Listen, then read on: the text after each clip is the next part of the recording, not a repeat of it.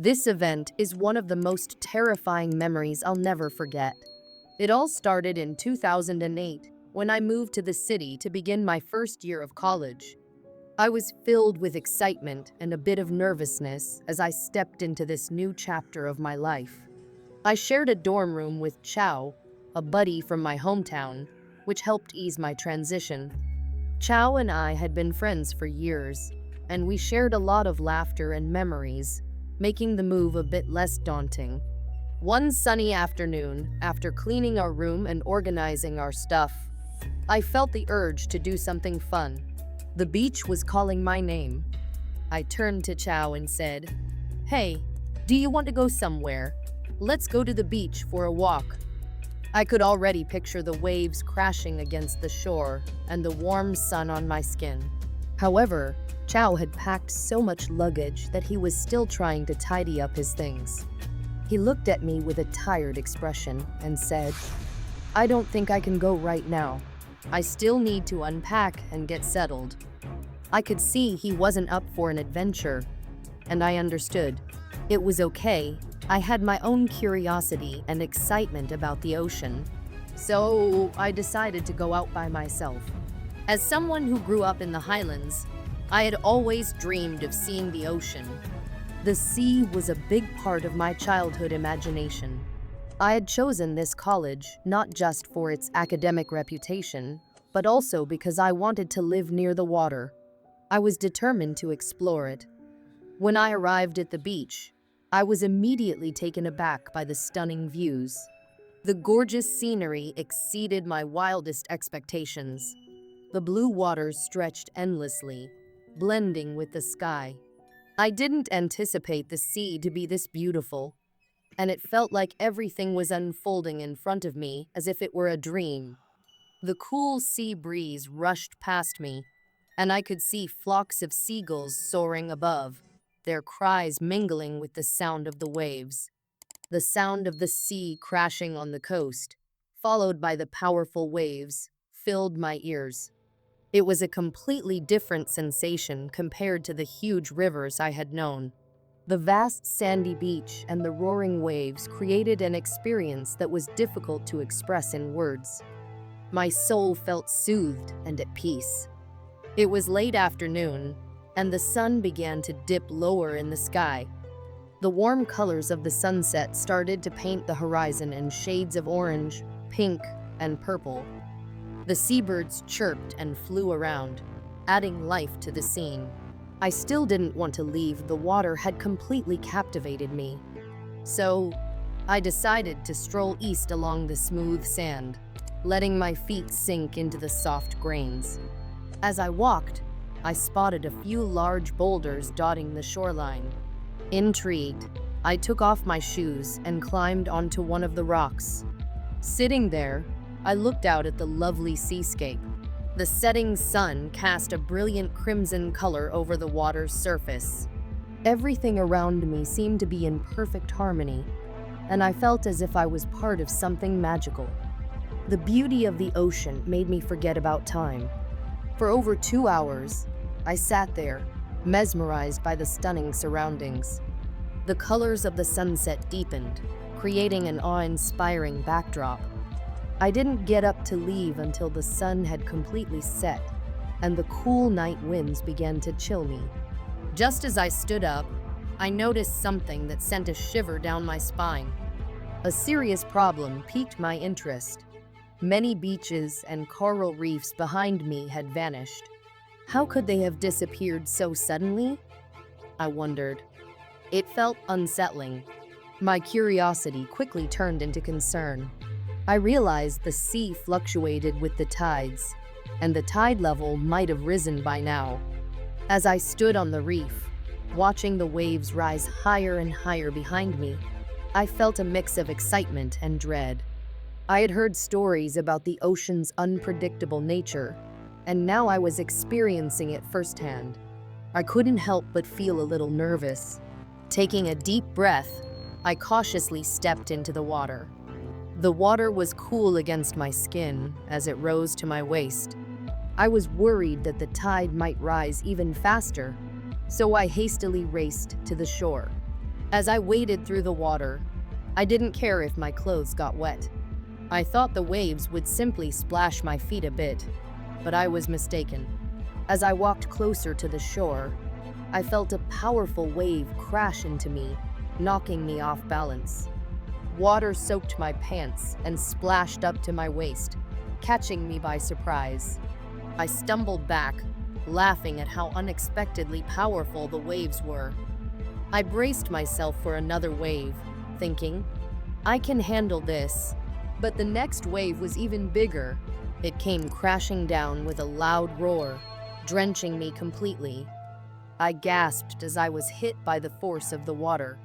It felt thrilling and a little scary at the same time. The ocean was alive, and I was just a tiny part of it.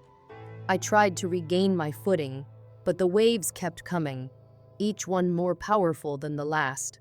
I realized I was getting closer to deeper water, and the tide was definitely rising faster than I anticipated. Panic started to creep in. What if I can't make it back? I thought, glancing back at the shore. It looked farther away than before. Just then, I heard a faint sound, a distant voice calling out. I turned to see a group of people on the beach, their laughter mixing with the sound of the waves. They seemed to be enjoying themselves, and for a moment, I felt a sense of comfort knowing I wasn't alone. Still, my heart raced. I couldn't shake off the feeling that I needed to get back to safety. The waves kept crashing, and the ocean seemed to roar with life. I took a deep breath and pushed through the water, determined to reach the shore. As I waded through the waves, I felt the sand shifting beneath my feet. Each step was a challenge, but I kept going. The water was now up to my chest, and I could feel the current pulling me slightly. Finally, I reached the sandy shore. I stumbled onto dry land, shaking off the water like a dog.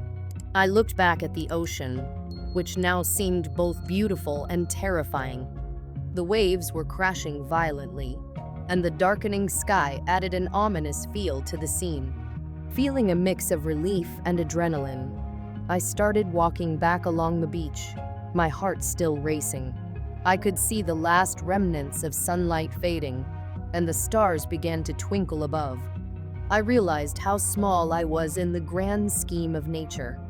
The ocean, with its powerful waves and endless mysteries, reminded me of the vastness of the world. As I walked, I reflected on my day. I had ventured out alone, seeking adventure and beauty, but I had also encountered the unpredictable nature of the sea. It was a reminder that while there is beauty in the world, there is also danger lurking just beneath the surface. I learned to respect the ocean and its tides, understanding that it can change in an instant. By the time I made it back to the dorm, I was exhausted but exhilarated.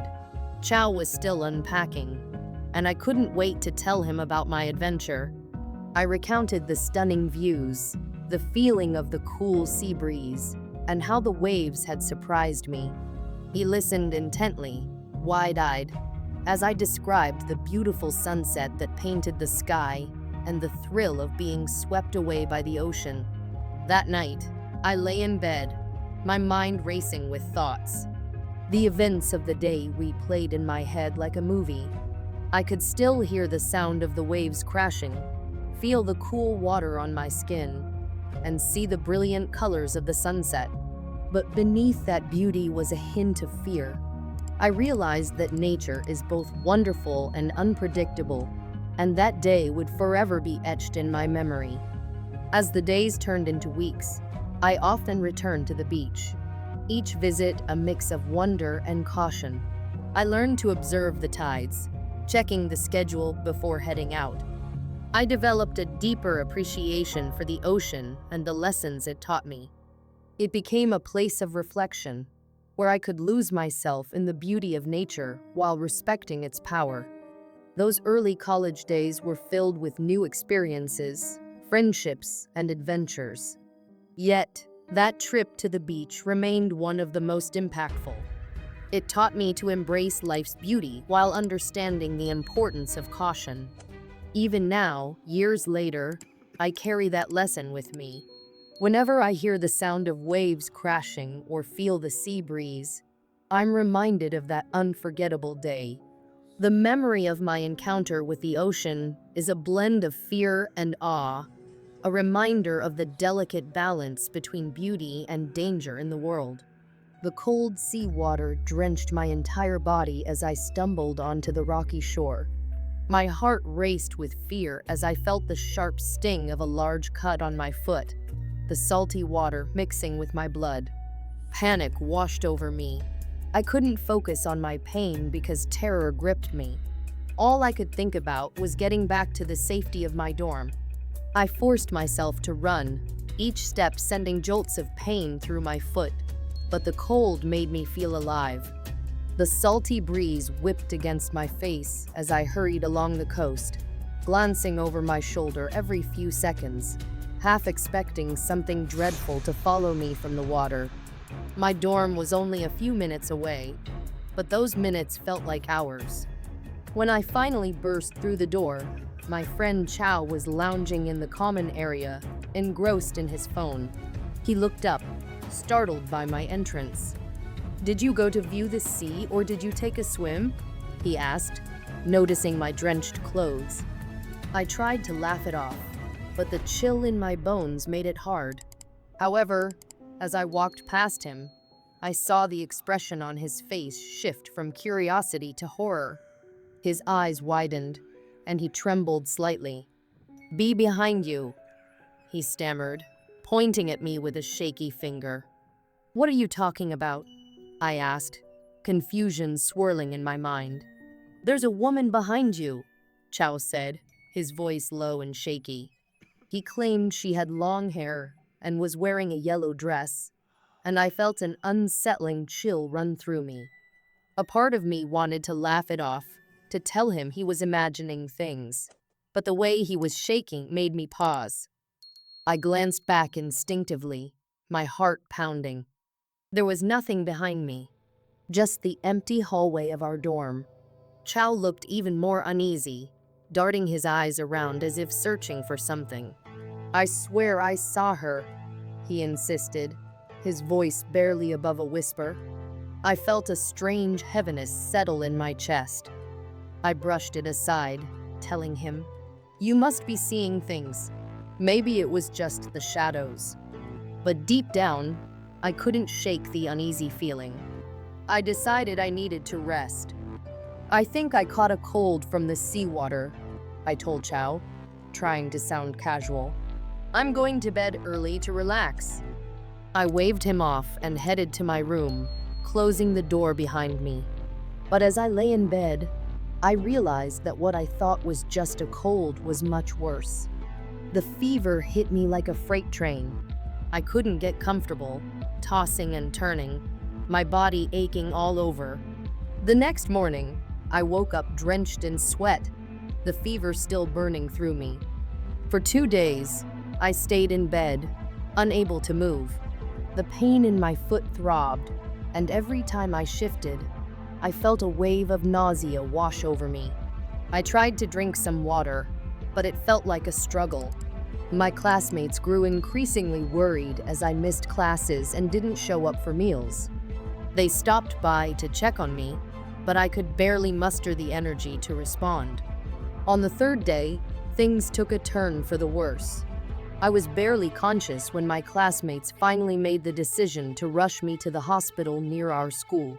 They helped me into a car, their faces etched with concern. I could hear their worried voices discussing how high my fever was, and it felt like I was floating in and out of reality. The hospital was bright and sterile, a stark contrast to the confusion in my mind. They hooked me up to IVs, trying to bring my fever down and get my strength back. But after 3 days in that cold hospital bed, I was still burning up. My friends didn't leave my side, their faces a constant reminder of how much they cared. Every day, they visited me, bringing books and snacks, trying to lift my spirits. but the fever wouldn't budge. I heard them whispering about calling my parents, wanting them to come take care of me. I was grateful for their support, but I felt like a burden. Finally, on the fourth day, I began to feel a slight improvement. The fever still clung to me like a heavy blanket, but my mind felt clearer. I could hear the nurses chatting, and I started to understand bits of their conversation. They were hopeful I'd be out soon. While I was in the infirmary, Chow sat with me, flipping through channels on the small TV mounted in the corner. He looked up suddenly, his eyes wide. "You need to see this," he exclaimed, pointing at the screen. As I turned to look, a local news story caught my attention. The report detailed the discovery of a woman's body found in the sea. My heart raced as I listened. The announcer spoke of a drowning accident, describing how the foreign woman had fallen into the water and was missing for a week. Her body was finally found washed up on the beach, just like where I had been a few days ago. A chill ran through me. The details struck a nerve. "That's the spot where I got caught in the water," I muttered, a lump forming in my throat.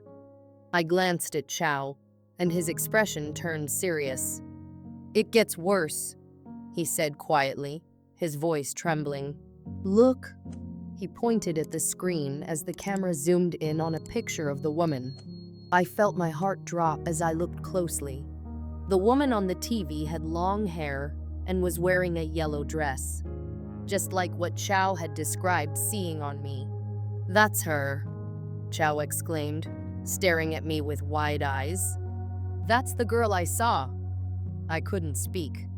The realization crashed over me like a tidal wave. Chow didn't need to finish his statement. I knew what he was implying. Could it be that the rock I had been sitting on that day was where the girl had died? Had I somehow been touched by her ghost when I fell into the water? The thought sent a shiver down my spine. I didn't want to believe it, but a small part of me wondered if it was true. I forced myself to shake off the fear. I told myself it was just a coincidence. After all, I had just been caught in the wrong place at the wrong time. But then, when the girl's body was recovered, my health began to improve. Was it a sign? Or just my body finally fighting back against the illness? I decided not to dwell on it, but the memory of that day lingered in my mind like a haunting shadow. As I slowly recovered, I found myself more drawn to the beach than ever before. I wanted to enjoy the beauty of the landscape, to breathe in the salty air and watch the waves crash against the rocks. But I also realized that the water, while beautiful, was dangerous. It had a darker side I had never acknowledged before. For the next 4 years of my academic journey, I visited the beach often. Each time I stood on the shore, I felt a mix of emotions. The vastness of the ocean called to me, but the memory of that chilling day haunted my thoughts. I wondered if I would ever feel completely at ease by the water again. Friends joined me on these beach trips, laughing and playing games, but I always kept a careful eye on the waves. I couldn't shake the feeling that something was lurking beneath the surface. I often caught myself glancing at the spot where I had fallen in, remembering the panic that had gripped me. During these years, I heard other stories about the beach. Tales of strange encounters and ghostly sightings filled the conversations among students. They spoke of figures appearing in the water, shadows dancing at twilight. I listened intently, feeling a mix of skepticism and intrigue. One evening, as the sun dipped below the horizon, painting the sky in hues of orange and purple, I sat on the sand with Chow. We watched the waves roll in, and I finally confessed my fears. "I can't shake the feeling that something is still out there," I admitted, my voice barely above a whisper. Chow nodded, his expression serious. "You're not alone in feeling that. This place has its secrets. We should be careful." His words struck a chord, and I realized that I wasn't just worried for myself. The beach held memories, both joyful and sorrowful. I thought about the girl who had drowned, the life she had lost. It made me appreciate the beauty of the water while also respecting its power. As time went on, I became more aware of the local legends surrounding the beach. Stories circulated about the spirit of the girl who had drowned, said to wander the shore, searching for something she had lost. Some claimed to see her figure at sunset, drifting along the water's edge. I often wondered if I had been touched by her spirit that day. Was it her presence that had brought me back to health? Or was it just my imagination running wild? I couldn't be sure, but I decided to embrace the mystery. Years passed, and I continued my studies, but the beach remained a significant part of my life. It became a place of reflection, where I could ponder my past and face my fears. The beauty of the ocean was a constant reminder of life's fragility and the mysteries that lay beneath the surface. I realized that while I had once feared the water, I now approached it with respect and reverence. I learned to appreciate the moments spent by the sea, surrounded by friends and laughter. The shadows of the past faded, but the lessons I learned stayed with me. I often returned to that very spot where the girl had lost her life, and I felt a sense of peace wash over me. I would sit on the sand, watching the waves crash and recede, reflecting on how far I had come. The ocean was beautiful and terrifying, a powerful force that reminded me of both loss and renewal. As I stood there, I made a silent promise to the girl I had never met. I would cherish life and respect the ocean's depths. I would continue to share my story and honor her memory, ensuring that others understood the beauty and danger of the water. From that day forward, the beach was not just a place of fear, it became a symbol of resilience and hope. I learned that while the water could be dangerous, it also held the power to heal. And in that balance, I found my peace.